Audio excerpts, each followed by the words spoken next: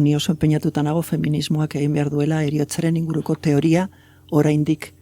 ez daukaguna. Zaintzaren inguruan asko egin da, azkenengo urteetan, batez ere, eta oso ondo, baina heriotzaren zaintza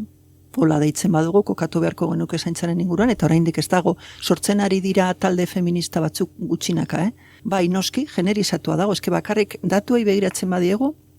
beitu adibidez, Derecho a morir dignamente elkartean, begiratuta, batez ere aurreti asko borondateak, edo bertan lan egiten dutenen artean, askoz gehiago dira emakumeak. Gero egia da eutanasia eskaerak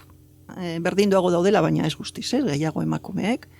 Eta gero argi dago, heriotza laguntzeko horre gizon batzuk egin dozu eta egingo dozu eta egiten ari zarete, baina orokorren emakumeak arduratzen gara, orduan oso generizatua dago, eta horrek ere ekarriko du, edo ekartzen du bebai, desberdintasuna, ez da? Ze, klaro, gai batzuk orduan emakumenak badira, gainera gero igual gai horiek ez daude bereziki privilegia, ez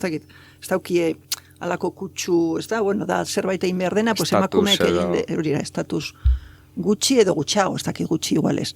Eta orduan bai, nik uste dut egin behar dela, pentsatu behar dugu feminismoan nola implikatu gizonak, heriotzaren datu guztietan, eta bai, hori borroka zelai bat izan behar da, baina oraindik ez da nire ustez.